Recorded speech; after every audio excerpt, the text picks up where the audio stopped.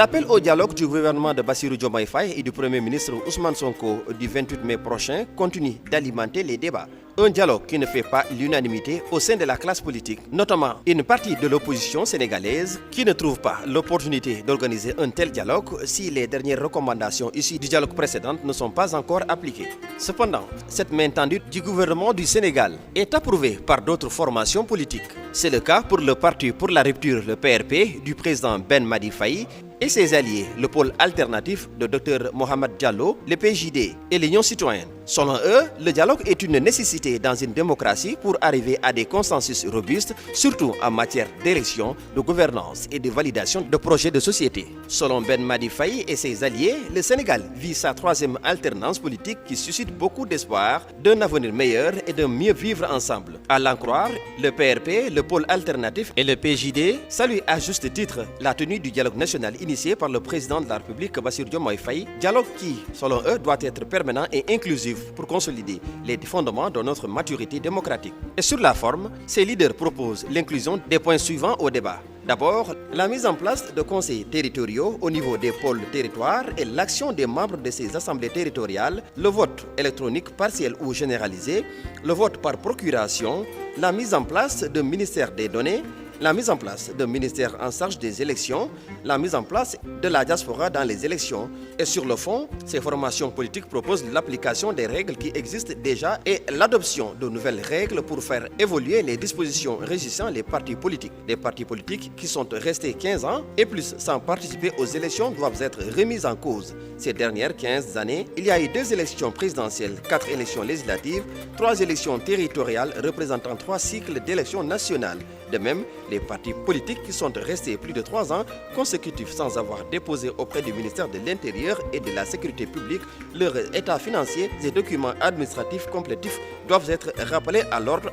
À les en croire, l'échelle de sanctions peut aller jusqu'au retrait pur et simple de leur récépissé. Il demande alors au ministère de l'Intérieur et de la Sécurité publique en charge du suivi administratif des partis politiques de publier chaque année la liste des partis politiques en règle et ceux qui ne sont pas en règle par rapport à la législation concernant les partis politiques. Pour des raisons évidentes d'économie budgétaire, dans un contexte de raréfaction des ressources financières et de crise économique mondiale récurrente, de relatives tensions budgétaires, de cohérence et de lisibilité politique, le calendrier républicain doit être repensé et organisé selon Ben Madi Faye et ses alliés. Certaines élections pourraient être organisées concomitamment le même jour comme l'élection présidentielle et les élections législatives par exemple, ou même les élections législatives et territoriales. L'expérience acquise selon eux par le peuple sénégalais en matière d'élection, le niveau avancé de la technologie, l'utilisation de plus en plus courante des outils numériques par le plus grand nombre, la maîtrise du processus électoral, la maîtrise organisationnelle de la matière électorale par une administration rompue à la tâche et qui a accumulé des succès éclatantes depuis plusieurs décennies constituent des leviers adéquats pour relever les défis. Entre autres propositions du PRP et ses alliés, à savoir le PJD, le financement des partis politiques, pratique courante dans de nombreuses démocraties, est une nécessité car les partis politiques sont des institutions qui consolident la démocratie et sont la source des pouvoirs politiques qui œuvrent en principe pour l'intérêt général, pour éviter des abus de toutes sortes et la multiplication de sources douteuses de financement. Et pour cela, l'encadrement du financement doit être réglementé. Un des critères qui leur semble pertinent pour l'obtention d'un financement est le nombre de conseillers municipaux obtenus à l'occasion d'élections territoriales, car ces élections territoriales donnent une indication pertinente relative à l'ancrage territorial et du niveau de couverture géographique des partis politiques. Le parrainage de sa forme actuelle avec ses 3 modalités, à savoir le parrainage par les citoyens, par les électeurs, mais aussi par les députés, les exécutifs de conseils municipaux et départementaux, doit être supprimé car injuste, inefficace, déséquilibré et source de légitime contestation. Et sur le plan technique, le contrôle du parrainage n'offre pas les garanties de transparence, de sécurité et d'équité. Également, le nombre de parrainages demandés, quelle que soit la formule retenue, est excessif et les 3 modalités de parrainage actuellement en vigueur entraînent une rupture d'égalité entre les différentes candidatures, de même que le tirage au sort pour déterminer l'ordre de passage en vue du contrôle du parrainage rajoute l'aléatoire source d'inéquité.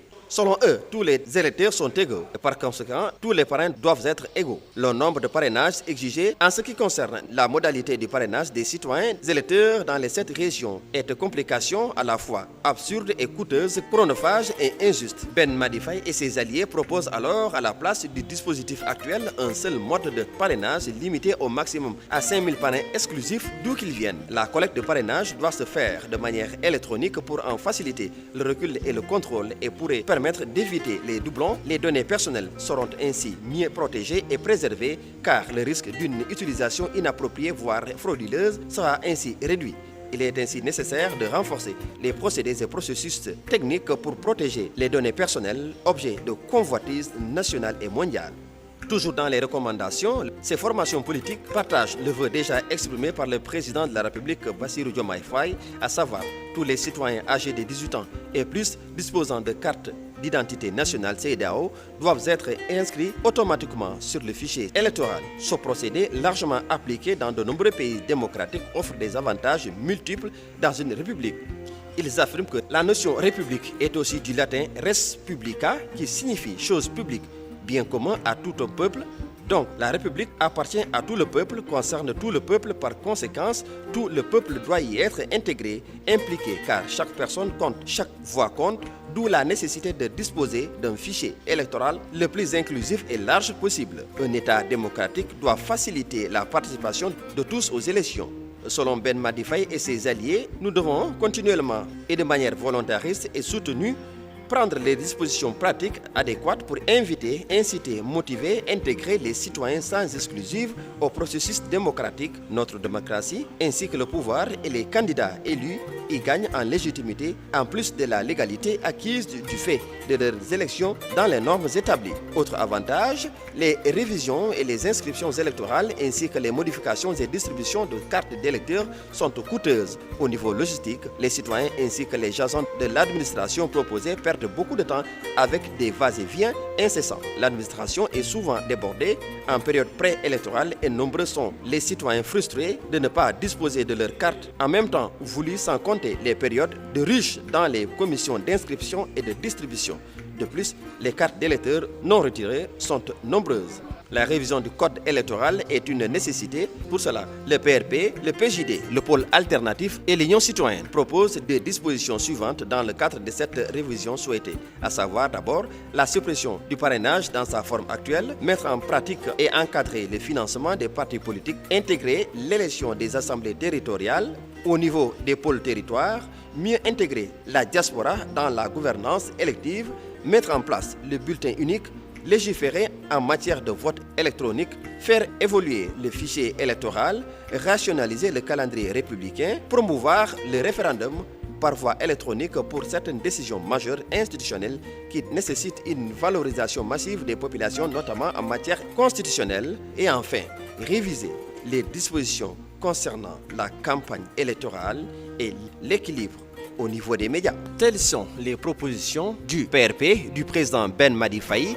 et ses alliés, le pôle alternatif de Dr Mohamed Diallo, le PJD et l'Union citoyenne pour le dialogue national du 28 mai 2025.